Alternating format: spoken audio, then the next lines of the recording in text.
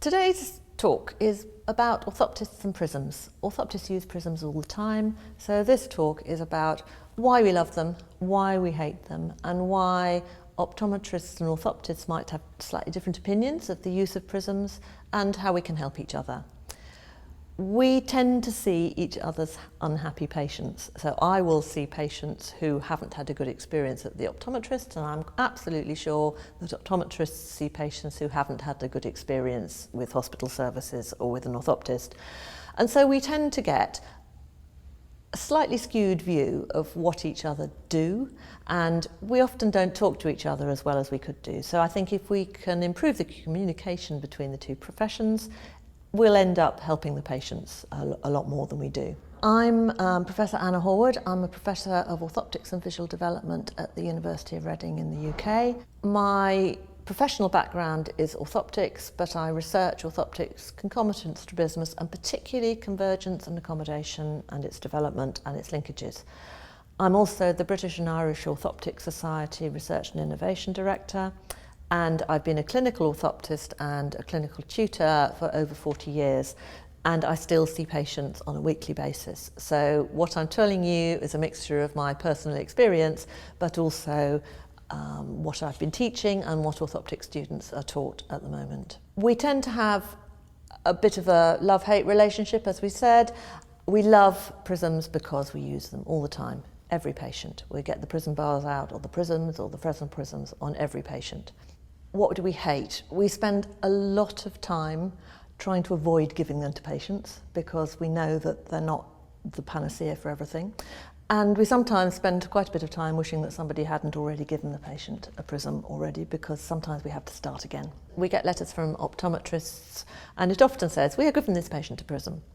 What I love about that is that somebody's spotted a binocular vision anomaly, which means that they've done some tests, they've spotted that a patient has a problem, and it's also that they've sent the patient to us so that they've realised that the patient may need further investigations and they need a full orthoptic assessment. What we find trickier is that we often don't know why a prism has been given, and so we don't know on what basis that prism was prescribed and given, what tests were done, and we also don't know how much the optometrist who gave the prism really understands binocular vision. It's a tricky topic that a lot of people find very complicated to understand, and so it may be that the prism is entirely appropriate, or it may be that somebody has thought, oh, I'll try giving them a prism without really understanding that patient's binocular vision. And so that's why we find some things quite difficult. And we may not agree on if or how much it's needed, and that will vary from patient to patient and from place to place. An incorporated prism may complicate an already complex problem, because the first thing we may have to do is to take it away to find out what's going on, or if we think, well, I wish they didn't have a 6-diopter prism, I wish they had a 4-diopter prism.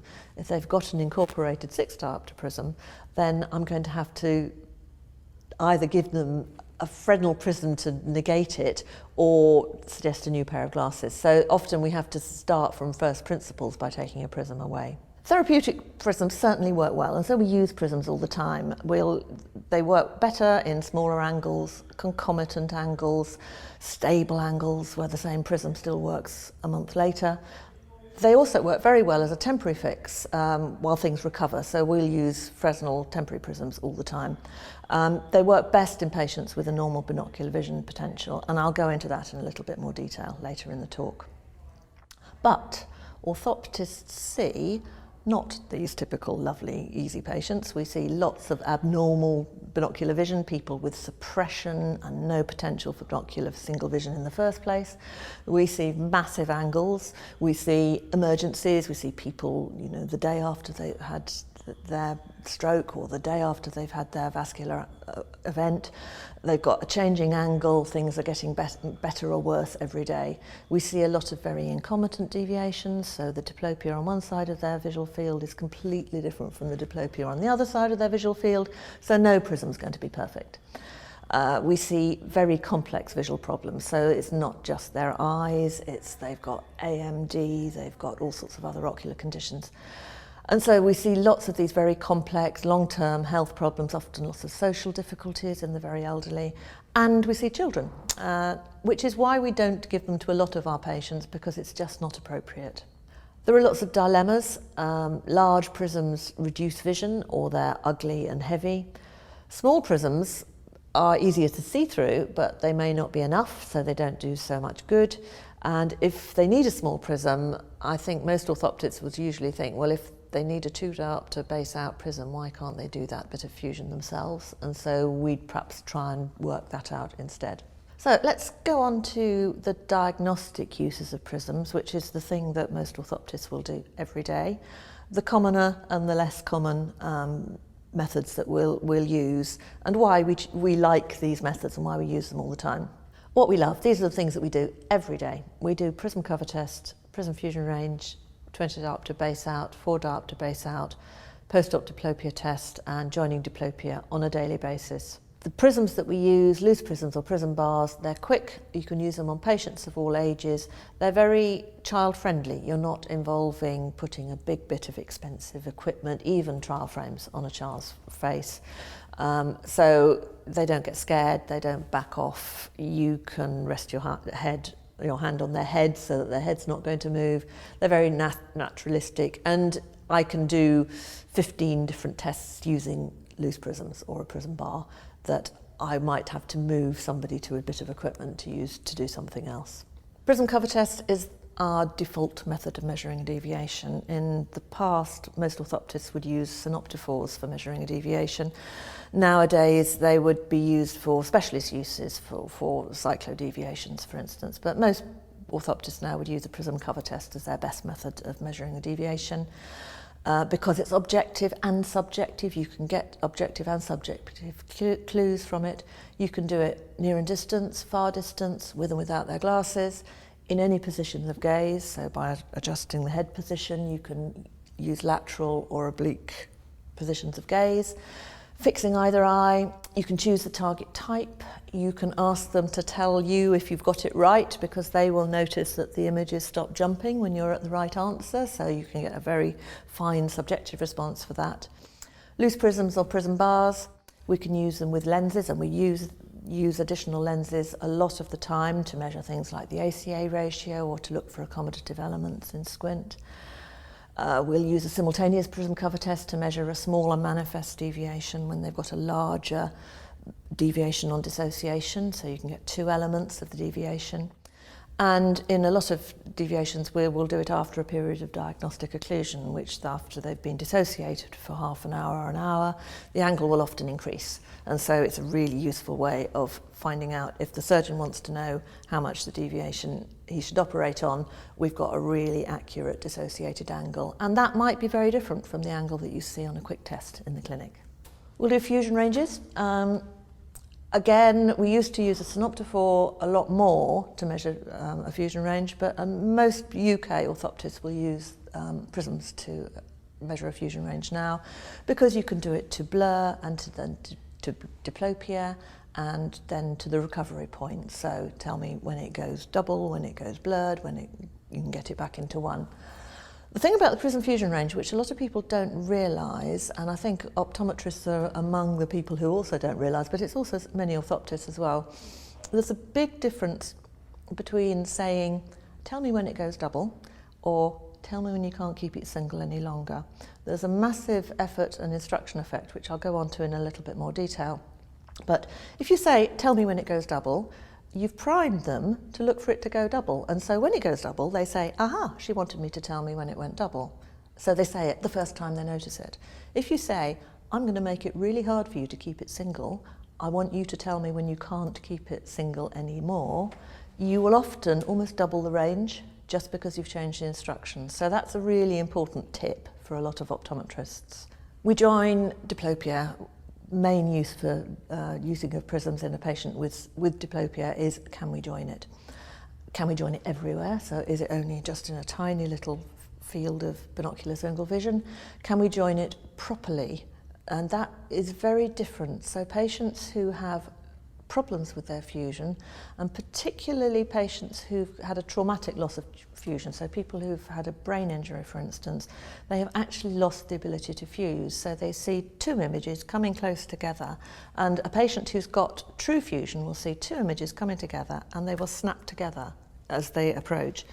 These patients who've lost their fusion see two images coming together and they sort of hover on top of each other. So it's not true fusion. And so however good you are joining that double vision with the prism, the minute they shift gaze or shift position of gaze, it splits off again. So that's superimposition, and so that's a really important test to really differentiate true fusion and superimposition. Can we find a suppression scotoma? So sometimes they will have diplopia, but you can find a suppression scotoma and it's not joining their diplopia, but it's actually just putting one of those images into a suppression scotoma. And finally, do they actually like what you're offering? Because a lot of them, they say, well, yes, it's okay, but it's not perfect, and actually I'd rather manage with a patch over one eye. Whether you can join the diplopia with the patient really depends on how well they really care about binocular vision. Some people who've had binocular vision and perfect stereopsis all their life really care if they've lost it and are devastated and really disabled by not having binocular vision. Children who've grown up with a squint or an intermittent squint and they've got some suppression really aren't that bothered about it. They're not really bothered if you give them binocular vision back. And so we have to assess the strength of their suppression and the strength of their amblyopia or binocular vision to see how important it is. And there's a new group of patients that are creeping up with the increasing ageing population and the increasing prevalence of AMD, is that there are people who've got macular problems who are getting diplopia in the very central field and maintaining single vision in the periphery. These are really very difficult patients. Often a lot of them will have epiretinal membranes that will mean that they don't have good foveal fusion, and they can be very problematic, and we can't join their diplopia very satisfactorily. We're very keen that they get a full orthoptic assessment because we need to assess their fusion, their suppression, whether it's central or peripheral, whether they're concomitant, what their fusion range is, so that's their motor range, whether they've got an accommodative element to their deviation, so prisms aren't going to work if it's lenses that they need, relative stability, their tolerance of blur and their lifestyle. So a lot of people aren't particularly bothered if it's a little bit blurry, but other people really care. And so if you're thinking about a prism, if you're risking dropping their vision down a little bit with a prism, some people will really mind about that and other people won't care at all. Their visual demands, what their job's asking them to do, what their habitual position is, whether they're using varifocals. And a lot of it is to do with their personality. It's a very strong predictor as to how tolerant people are of a suboptimal vision that you get with a prism, as to how tolerant they are, how prepared they are to get on with it, or whether it's going to be the end of the world and they really need it to be crystal clear. So by the time we've done our full orthoptic assessment, we've sort of got to the bottom of all of that. So that's what we're suggesting to all optometrists, that you refer to somebody who can do a really full orthoptic assessment. A lot of optometrists are using fixation disparity, so things like mallet units, or are measuring associated forias. Orthoptists very rarely do that, and I think the reason is that people are referred to us because somebody wants to get to the bottom of the problem. And fixation disparity or an associated foria is basically what's left when they've nearly dealt with the problem. So if they've come to us, we don't want to know really what's left, we want to know what the main problem is in the first place. And so we very rarely consider fixation disparity or an associated foria. I'm perfectly prepared to accept that it's a sign of the vision system being under some stress, but it doesn't relate well to the dissociated angle, so you can have a big angle and a lot of fixation disparity, or a big angle and very little. It doesn't tell us the underlying problem. It doesn't really help us with finding the cause, and it doesn't really help with our treatment plan. And so we very rarely consider it. And Prisms that are given to correct associated phoria, in my experience, are a pretty temporary fix, and they end up back to us or with an increasing prism eventually. So that's one of the things that I think there is a difference between the optometry world and orthoptics. We do more occasional tests, and I will use all of these for specific patients. I will use a Maddox rod rarely, but I will use it for particular patients, usually patients who've got very small angles that I'm struggling to pick up on a prism cover test. It's very good for picking up that 1.5 a diopter that might actually be bothering one particular patient. We'll use prism reflection tests to centralise the corneal reflections in patients, usually very young patients that you can't do a proper prism cover test with, or patients who've got very low vision who can't fix with an eye. So if they've got a very densely amblyopic eye or a blind eye, you have to use a reflection method to measure the deviation. We will use a prism adaptation test for a preoperative assessment. So basically that is correcting a patient's deviation with Fresnel prisms for a few hours or days or even weeks, and then you see them back again and see if they've eaten up that prism. So if, for instance, you measure a deviation and it's 10 diopters, you correct 10 diopters and a week later they come back and they've got another 10 diopters on the top of it, then you keep on correcting it until they stop eating up that prism, because the surgery is much more effective if you operate on that maximum angle rather than on the initial angle. So it's predicting a better post-operative result, and so surgeons will use it to plan their surgical dose. We used to see a lot of patients with abnormal retinal correspondence.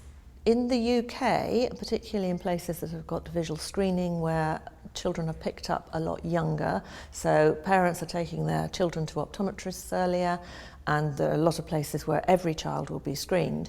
We're not seeing the patients with well-established abnormal retinal correspondence anymore. We're seeing many more with microtropias who do have a theoretical abnormal retinal correspondence, but the large angles that used to be quite a problem to manage because they would tend to revert to angles and they were surgically difficult to manage. We're tending not to see those so much, but I've worked in other areas of the world where there isn't such good and universal acceptance of good eye care in very young children, that actually ARC is still out there in a lot of the world, but luckily we don't see so much in the UK. We have got a whole load of tricks and tips for identifying the child who says they can't see. So these are generally children, usually stress related. They're not malingering, they are genuinely having problems with their eyesight, but there are various prism methods that we can do to prove that actually they can see fine, or they can see double, so they can't have a blind eye, or you can trick them into seeing with an eye that they say can't see. So we'll use Prism for various techniques for that. And we see a lot of these children, and increasing numbers of children who are complaining of various stress-related illnesses, and Prisms are really helpful for that. This is just introducing a little bit of the research that we've been doing in Reading, because the research that I've been doing is looking at the development of convergence and accommodation. And some of this research has made me think that actually when I'm mucking around with the Prism, I should be thinking about whether it should change accommodation at the same time, and I'll explain why. This is the lab that we've got at the University of Reading. It uses a photorefraction technique, but the laboratory has been specially built to tease out the cues that we use for convergence and accommodation. We've got two optical pathways. So there's this upper optical pathway. So there's a picture mainly of a clown that comes backwards and forwards, going via this mirror system. So it looks to the participant as if they're looking at the clown coming backwards and forwards towards them. So it's quite a real target, and if you ask a baby to look at it, they sort of go like that. It's quite a convincing target. Through a lower optical pathway, which is invisible to the participant, we do an automated photorefraction, which is assessing, it's a photorefractor, so it's assessing refractive error, so we transpose that so that it's measuring accommodation, and we will use the corneal reflection position to arrive at a measurement of convergence. So we're measuring simultaneous convergence and accommodation going on at the same time to a moving target. And because we can do that, we've also got at the top of that optical system, up in that little blue oval up there, if you occlude half the mirror at that position, the participant can only see the target with one eye, but the camera can still see what is going on behind the occluder as such. So we can manipulate all the different clues. We can give people a rich, complex target, so that's containing all the blur cues, so there's lots of detail in this clown picture. Or you can minimise it by giving them a Gabor patch, so that opens the blur loop. We can allow them to be binocular, so we can manipulate disparity clues by allowing them to see both eyes open at the same time, or we can occlude one remotely at the upper mirror level. We can allow looming cues, so they can watch the target coming backwards and forwards, and it's the same size on the screen, so it gets bigger as it comes closer. Or we can scale it for target distance, so we show them at one distance, cover it up, move it somewhere else, scale it for target. So angularly on the retina it's the same size. So by that way we can reduce looming cues and we can reduce scale and size cues. So we can manipulate blur, disparity and proximity using the same testing paradigm independently, and that gives you 8 different cue conditions. And we've got these 8 cue conditions. Now this one at the top here is the blur, proximal and disparity cues. So that's the naturalistic cue condition, and the red line is convergence and the blue trace is accommodation.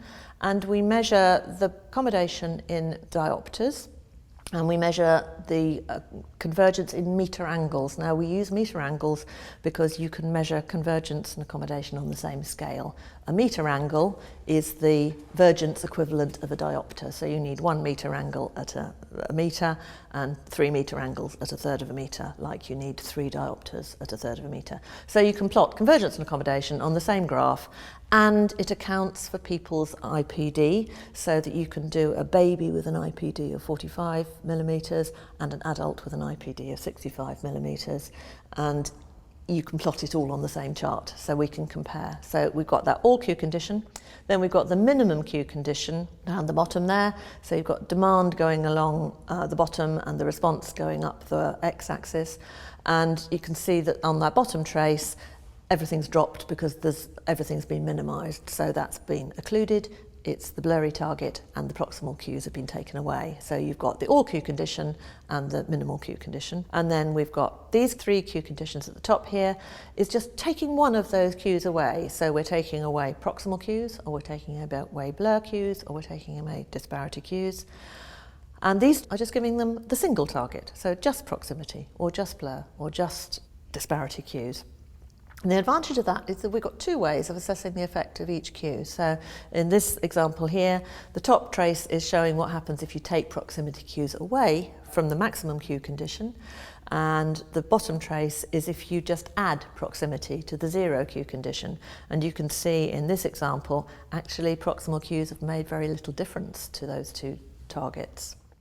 But if you look at what happens if you take disparity away, it's very different, that it actually makes a much bigger difference, and presented as a single cue, it's driving an awful lot more responses, and we can do the same for blur. So these are the typical responses. So this is a group of typical young adults, completely naive. They're not optometry students, who behave very differently from real people, to be honest.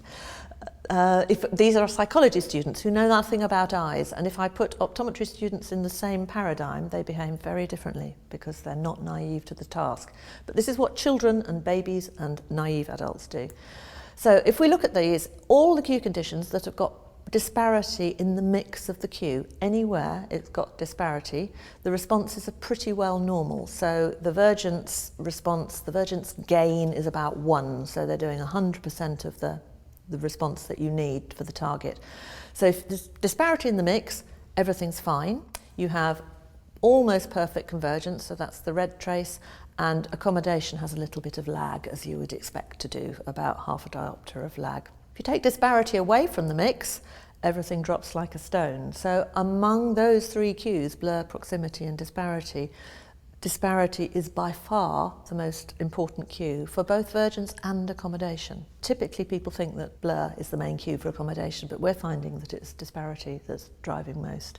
We can also get a measure of the ACA relationship, so by giving them just a blur cue, you can see how much vergence is driven by the response to blur, and you can look at the CAC relationship, so that's how much accommodation is driven by the response to disparity.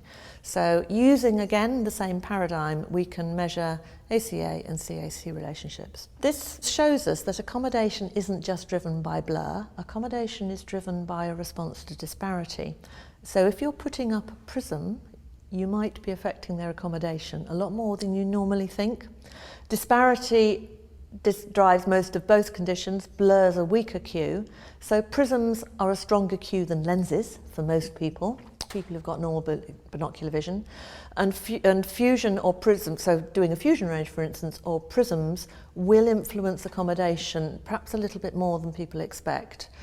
The lenses may change an angle, but often not quite as much as you think. So for children with accommodative squints, lenses change angles a lot. But for children without accommodative squints, they're not so responsive to blur, and actually lenses don't often change their angles, but you might find that prisms do. Should we be thinking about accommodation when using prisms? Well, probably not too much, because in fact things are a bit more flexible than I've so far intimated. Accommodation and convergence are often quite a lot less strongly linked than you may think. So let me show you some examples. This is how you think people would behave. So the red line is vergence, the blue line is accommodation, and it should be following that diagonal white line. You think that everybody's going to be doing that.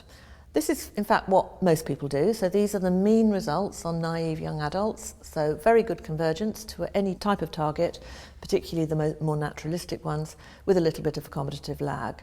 But within this typical young adult data set, so these are perfectly asymptomatic, normal, non-glasses wearing psychology students. There's this person who isn't accommodating hardly at all until it gets a little bit closer, and then they do just about enough to stop it being totally blurred. This person who's accommodating a little bit over what they should be doing until it gets a little bit closer, so that's for that 3 diopter target, it drops like a stone, so they're doing fine up to 2 diopters, and then it dropped off, but convergence is still fine. This person doesn't bother with their accommodation. Whoops, it's gone a bit blurred, so they do it at that point.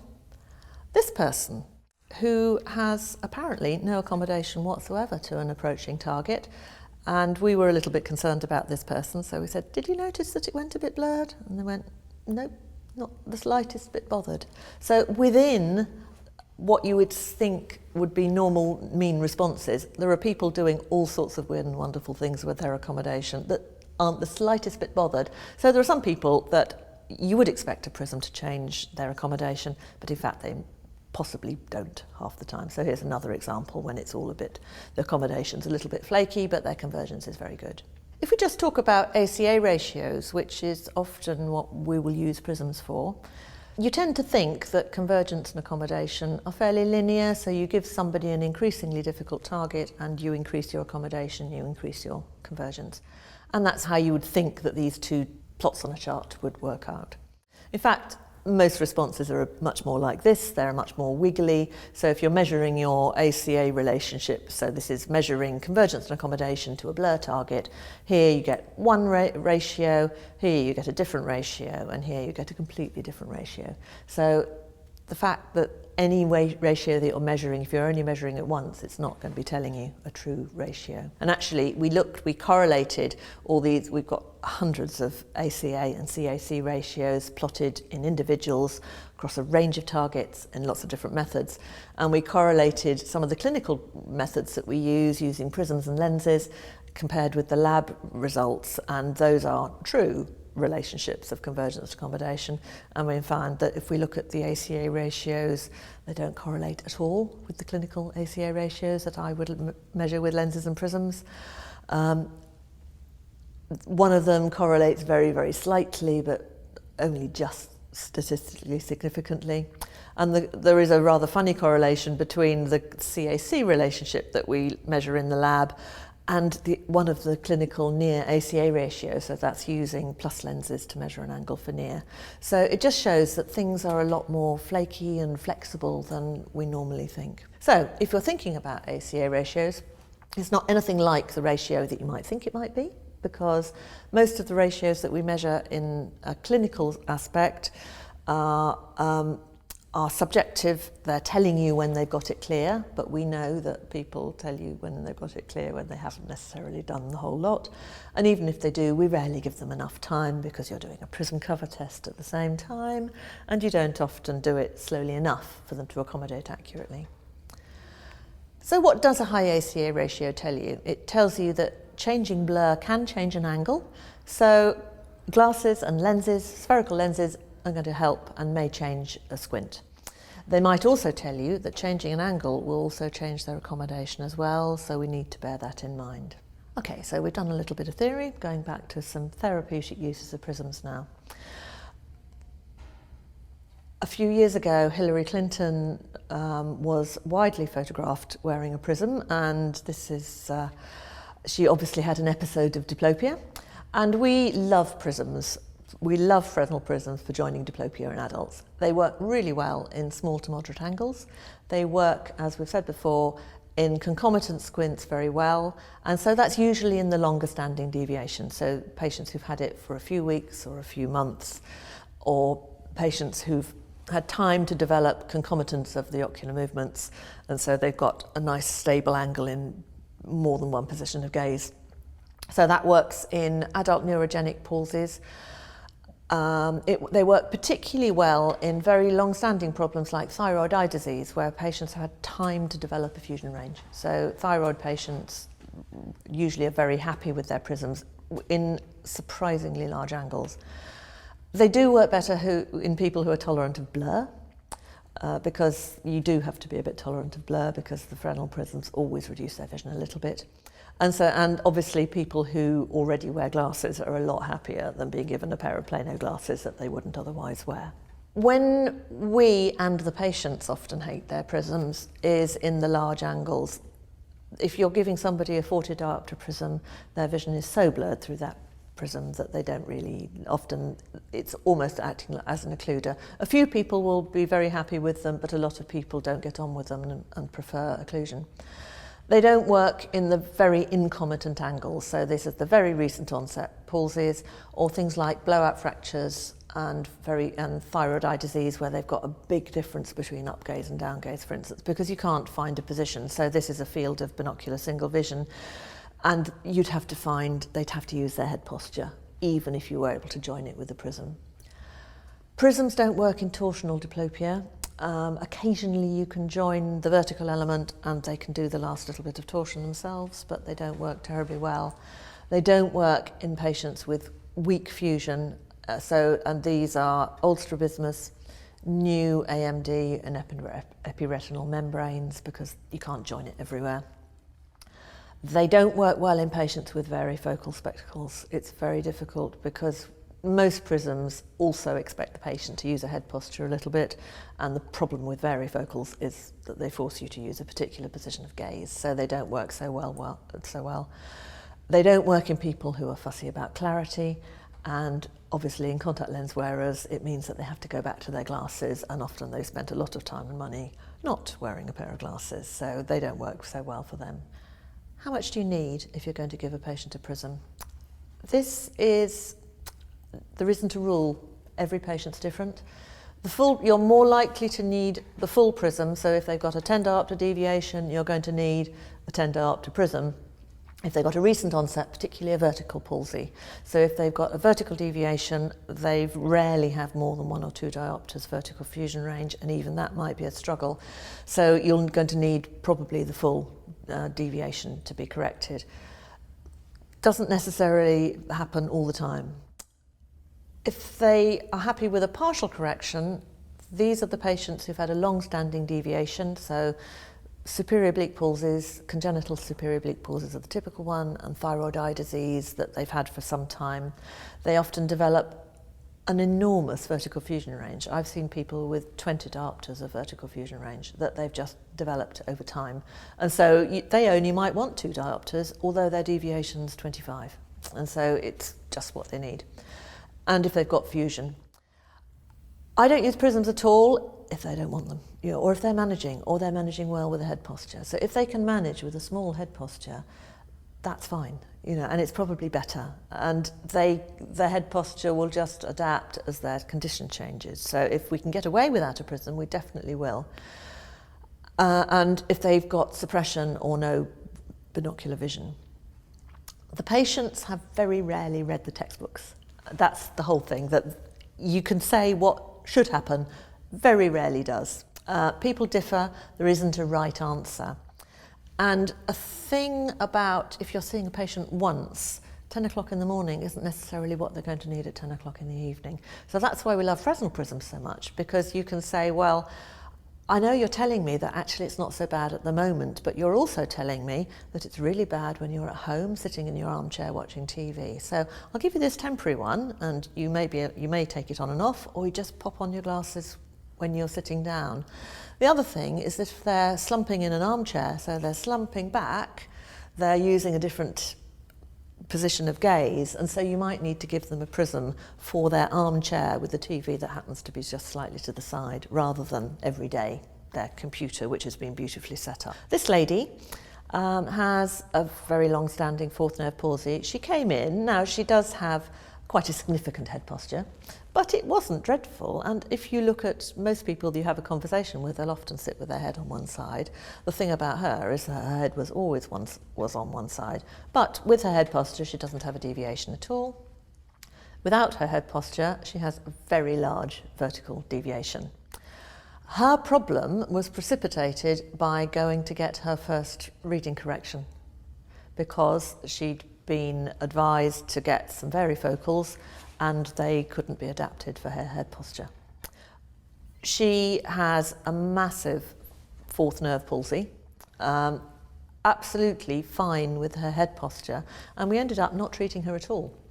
But another patient with exactly the same Hess chart, with a big superior oblique palsy, would need a small prism. But she's the sort of person that might have a 20 diopter deviation and be quite happy with 2 diopters, and quite happy for years and years and years with 2 diopters.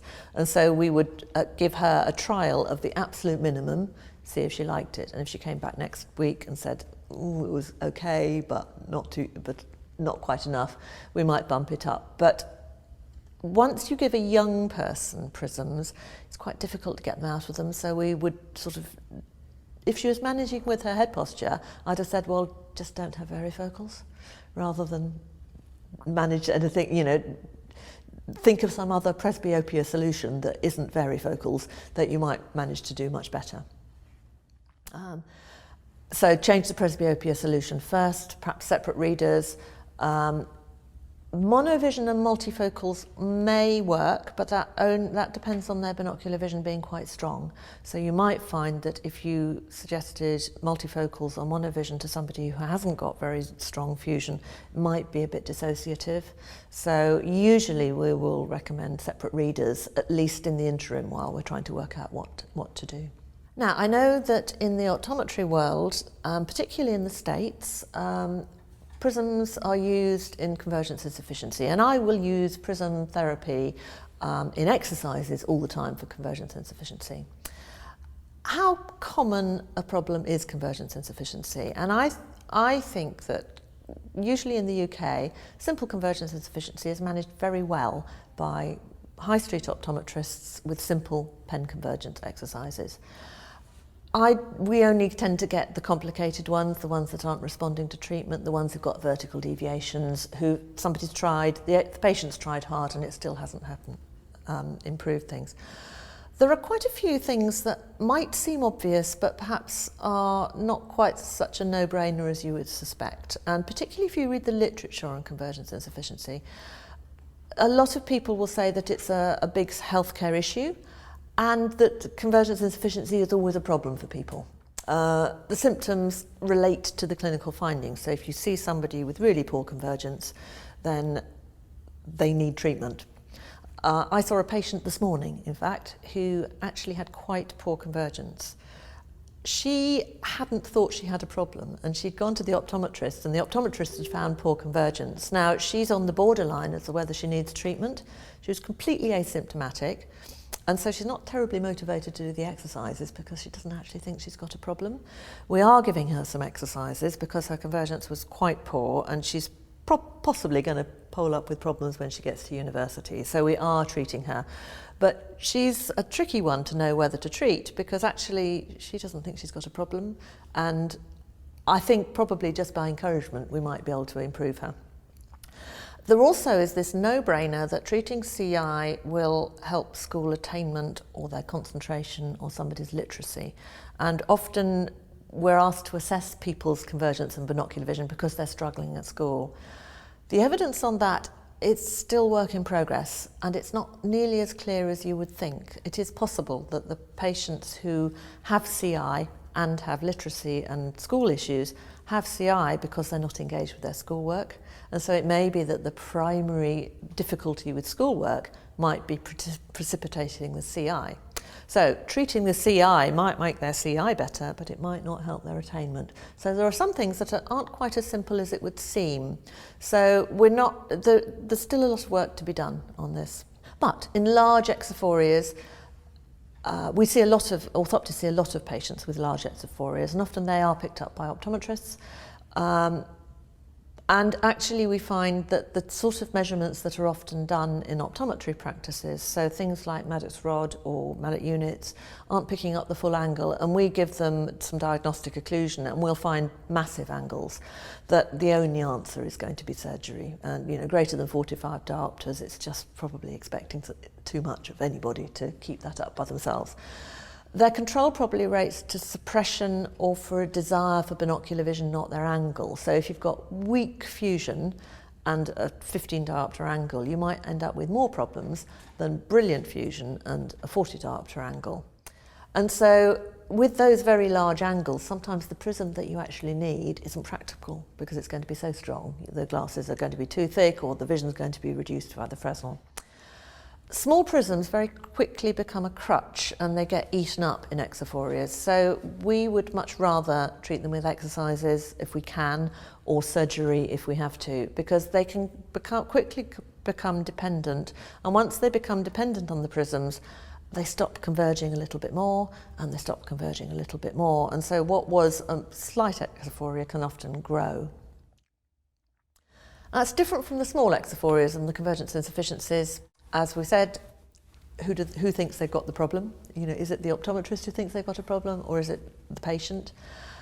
If we're going to give them a prism, if we were going to give them a small prism, why would we give them a prism? Because actually they should be able to converge, unless they've got a true problem. So like Parkinson's disease, small vertical elements, or if somebody's got generally poor general health, then they might need prisms because their general health isn't going to enable them to converge properly. So we would generally offer exercises rather than prisms. I think I've given prisms to a patient with convergence insufficiency once in the last 10 years. It very rarely is necessary. Exercises work, and I find that prisms often make things work worse in the end. And we're going to talk about in a minute about why exercises work and what is it about that exercises that work. And this is to do with effort and being a good therapist, which we all are. We're all good communicators. And so it's that communication that may be the thing that's the exercises that is affecting the exercises and making them work. So what exercises work? This is another issue that there is a bit of a divide between vision therapy and sometimes behavioural optometry world and orthoptics. Everybody's got very strong opinions about what they think is the right method, and I'm going to give you my professional opinion and expertise. There are lots of opinions, and the opinions can vary from massive amount of treatment, lots of treatment, it's the answer to a lot of the problems in your life, or you have to do it this way, these are the exercises that work and these are the ones that aren't, or right to the other people who say, I never bother because it doesn't make a lot of difference. I'm not saying that anybody's perfect. We all have different opinions, But what I was very interested in is what is it about exercises that work? So if you're giving somebody prisms or prism therapy, what is it that works? So we did a study a few years ago as to looking at what aspects of orthoptic exercises and prism therapy actually makes the difference to people's objective responses. So as a baseline, we started off looking at a group of normal students. And so they didn't have CI, but they had a whole range of fusional abilities. They are typically asymptomatic students, all holding down a good degree. And we gave them a set of exercises. So we sent them away for a few weeks with doing some exercises, and they were asked to keep a diary and to tell us what they were doing and to tell us if they didn't do them. We were very open to say, I need to know if you haven't bothered to do them. And we gave them exercises that targeted their blur response. So we gave them accommodation exercises, monocular accommodation exercises, one eye at a time, things like flipper lenses. We gave them exercises that manipulated convergence and accommodation in the normal relationship, so usual real life conditions, so it's going blurry and it's going double as it comes closer. We manipulated just disparity, so these were prism exercises but to a Gabor patch target, so they couldn't really accommodate to it. So that was just manipulating their disparity response. Then we gave them some traditional orthoptic exercises, so convergence in excess of accommodation and accommodation in excess of convergence. So the sort of things that stereograms will use, or positive and negative fusion convergence exercises. Then we had 3 control groups, which is quite unusual. We had one lot who had a placebo group of exercises, so they were sort of perceptual exercises, but they weren't targeting their convergence and accommodation responses. We gave them you're lucky, you've got the no treatment group, so you're the control group, you don't have to do anything for a few weeks. And then we gave another group that we didn't give them any exercises. We also told them they were the lucky ones who didn't have to do exercises. And all we changed when they came back after the treatment period, they were thinking that they were in the control groups, all we changed was the instructions. Instead of saying, just tell me, I want you to try and keep it 1 for as long as you can, we had some very neutral instructions. And we used the same instructions for every participant for all of the treatment groups, except for this group. And this lot, we were saying, come on, I want you to try really hard. Go on, you're doing really well. Try harder. Go on, wow, that's amazing. We just changed the instructions. They hadn't done any exercises at all. And we measured a whole range of orthoptic responses. We measured their near point of accommodation, their vergence facility, their near points of accommodation, their monocular and binocular accommodation facility, and the whole range of prism fusion ranges to blur disparity. We didn't do their recovery point because, well, we did it, but we didn't analyse it because it was so unreliable, it wasn't really worth analysing. But if we look at the responses here, so these are all these different test responses in those 8 different treatment conditions. Luckily, the 2 no treatment and the placebo responses didn't improve, which is what a good placebo is meant to do, so it's not meant to make the difference. If we look at the disparity exercises, yes, these are just prism exercises. So these improved their convergence responses, but they also improved the binocular accommodation facility quite significantly. The traditional orthoptic exercises, so the positive and relative fusion and accommodation exercises, actually didn't do nearly as well as the disparity exercises. And the accommodation exercises, so monocular accommodation exercises, improved the monocular accommodation facility quite well. Not so much the binocular, but they hadn't actually been practicing that. But it also improved the convergence responses. And actually, if we look at the final group, this one that hadn't been doing any exercises at all, the overall significance of the results were as significant as the people who'd been doing exercises. So they hadn't done anything, we just changed the instructions and it had made a similar amount of difference. So that tells us that what you tell people actually may matter more than what you ask them to do. So vergence and disparity exercises do improve vergence, so do monocular accommodation exercises though. Separating convergence and accommodation, so separating prism exercises and lens exercises seems to be more effective than actually doing them both together, as if it's giving people a second way in to doing something. So if they're used to doing both together, if you say, well, actually, you need to be doing it two different ways, it seems to have a bit of an additive effect. The things that I'd been taught as an orthoptist that were the best type of exercises because they were the most difficult and would make the most difference actually were less effective. They were almost no different from doing nothing. And the effort responses were as much as large as the response as the exercises. So they're probably, you get this therapist effect because you're a convincing person, you're telling people, you're encouraging them, they're giving them feedback, and you're giving them exercise. You're probably doing both. So I think we just need to be aware of that. Childhood rhythms and prisms. Can we restore binocular vision? There's a lot of press headlines of occasional rare patients where people have restored binocular vision. Can we teach or re-find binocular vision in, say, an adult who had a squint? Can we teach a child to use their eyes together when they've had constant suppression? As an orthoptist who've seen some very bad results from inappropriate treatment, you have to be very careful. Suppression can be a very good friend to a child and to an adult, not a barrier. And so you have to be very sure that that patient has the potential for finding fusion if you get rid of their suppression.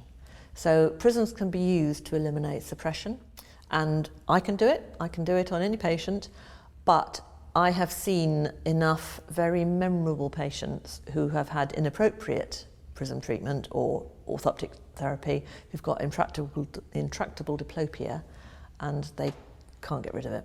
And it's a nightmare for everybody. Everybody hates these patients. And patients get very desperate and go looking for treatment, and you just wish that somebody hadn't got rid of their suppression in the first place. We're much better at doing that. And now it's much rarer to see it because we're not intensively treating as many patients as we used to. Children, I very, very rarely stick a prism on a child, but they do have their uses. They're very useful for the rare, unfortunate child who gets a sudden onset concomitant or incomitant squint. So a child who has a cranial nerve palsy, which is often a very serious condition, but those children who have sudden onset palsies, who have a brain injury, later onset, a few children will develop a concomitant squint aged about 6, and so once they've been investigated and they've had a proper scan and they've all been, that everybody's not worried about their general health, prisms can work until they have surgery or until they recover. It's very useful pre-op or post-op correction in these children, or in doing prism adaptation tests. We'll use prisms to assess nystagmus in a head posture. So we'll use it to assess patients who've got a head posture to see if you can correct the head posture by moving their null point of nystagmus.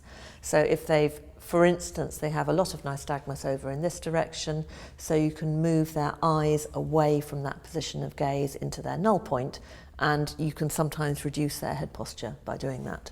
And that is sometimes used as a standalone measure, but is often used as a pre-op measure. So if you can eliminate a head posture with prisms, then you know that surgery is also going to work.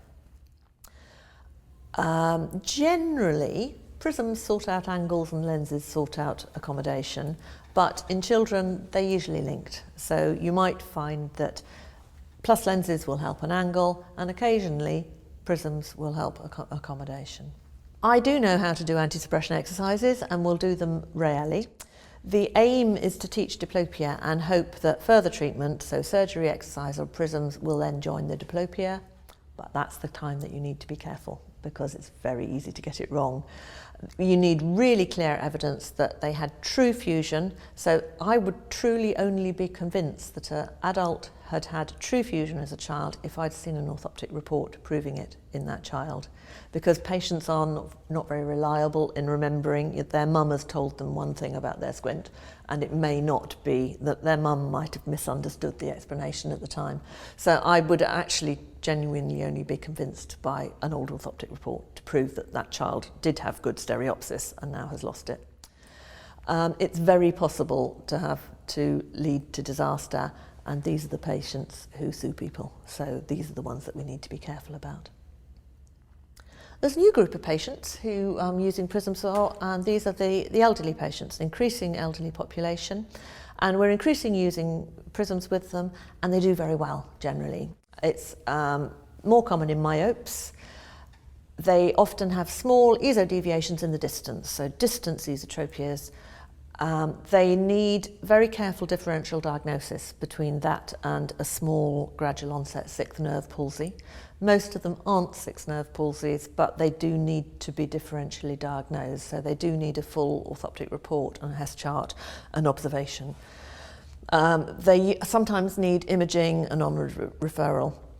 There's a new condition called the sagging eye syndrome, which is basically described by Joe Deemer in the United States. Basically, all the tissues, like wrinkles and everything, tends to sag as we get older.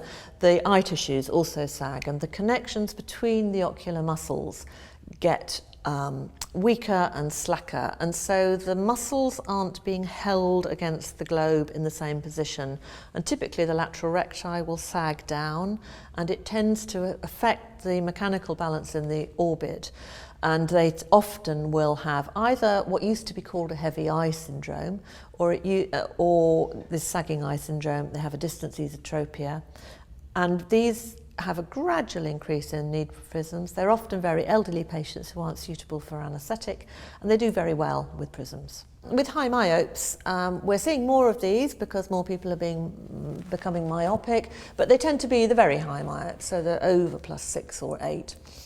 They often have an increasing need for a vertical or a tilted prism, so comparing a little bit of vertical and horizontal effect. You can start off with decentering the lenses, which is always useful, and with high myopes that's relatively easy to do. They do need a very careful orthoptic assessment, and you need a particular type of MRI scan to make the definitive diagnosis. They may eventually need surgery. And in the heavy eye phenomenon, what happens here is that the lateral rectus slips down under the very large myopic globe.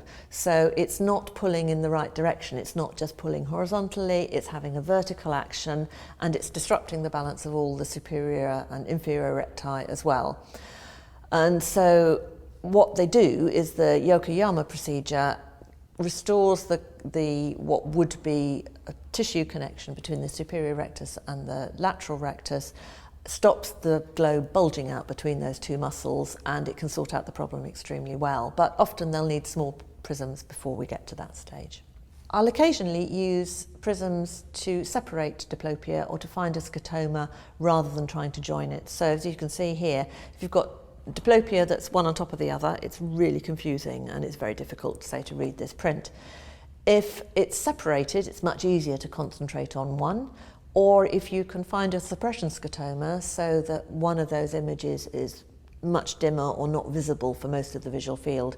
So occasionally you can find a prism that will either separate it or find a scotoma rather than actually aiming to join it at all. There are a few uses, so for instance, Pele prisms or prisms for bringing a patient's attention to the hemianopic field. So if they've got hemianopia, you can use prisms stuck on the lenses to allow them to access some of that field in the blind spot. They need to be pretty determined patients to take benefit of it. So actually sometimes younger patients find that they're more determined to do it than the older patients. And I don't have a great amount of experience myself in these. Neither do I have experience in using yoked prisms. I have read the literature that I can about this, and I'm sometimes not convinced with some of the theory behind it, but I know that some people will use them for dyslexia or perceptual problems and or visual processing difficulties. The evidence base, if you study the literature, is relatively weak, and these are very vulnerable patients and parents. And so as an NHS professional, I am obliged to practice evidence-based medicine, and so I'm not able to advise patients on this thing. I am very aware that there is a massive placebo effect for parents and children who are having these sort of difficulties. And so I think we really need to do some research and to do it properly to really control for these placebo effects, which could be the reason why some parents and practitioners claim that they do so well. We need proper research to do this. I'm not saying that it doesn't work, but I think the evidence is still quite equivocal. So we're coming to the end now. We're getting to the fact that everything is partly evidence, a lot of clinical expertise, and a lot of it is patient preferences. So we have to take all of those things into account. We need robust evidence. We need to look at some of the topical questions that are really questions of the moment, things like the effect of prisms on quality of life, daily functioning and patient satisfaction. They're called PROMs, patient-reported outcome measures, a big thing in the National Health Service that we need to show that it's actually changing people's lives. We need to look at does giving a patient a Fresnel prism improve or interfere with their driving skills? Because at the moment, if you're well-controlled double vision, but after the DVLA know about it and the patient is well-controlled, they're usually allowed to return to driving, but there's very little research being done. Do small prisms for convergence insufficiency, dyslexia and developmental problems make any difference? So we do need more research on these. So should you prescribe a prism for your patient today? And when should you incorporate it? This is coming from an orthoptist point of view. When would I suggest that a patient would be suitable for a prism to be incorporated? When they've had a temporary Fresnel prism that's been successful, and we tend to leave it for at least 6 months with the same prism.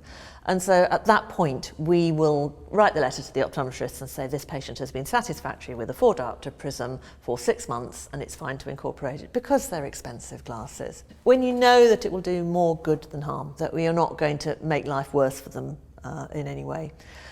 It's best if you've got some experience of using prisms, when you've ask for advice if you're unsure. So we're very happy for optometrists to ring their local orthoptists and say, I've seen Mrs. So-and-so, what do you think? Should we incorporate a prism? Or they've changed and they have had an incorporated prism, but you're considering changing it a little bit more. Do they need to be re-referred, re-investigated? When somebody's investigated the patient properly, that we know that they've got a stable condition that is being diagnosed properly and monitored. When they've got a deteriorating condition, so if they've got something like Parkinson's disease, it's likely to deteriorate gradually, perhaps multiple sclerosis might be the same. So incorporated prisms aren't going to work for very long. Very elderly patients do really well with small incorporated prisms, so usually once they've been investigated, then we'll send them back to the optometrist for incorporation. Long-standing fourth nerve and thyroid patients likewise might do really well with very small prisms. Very few children or young adults will need a prism.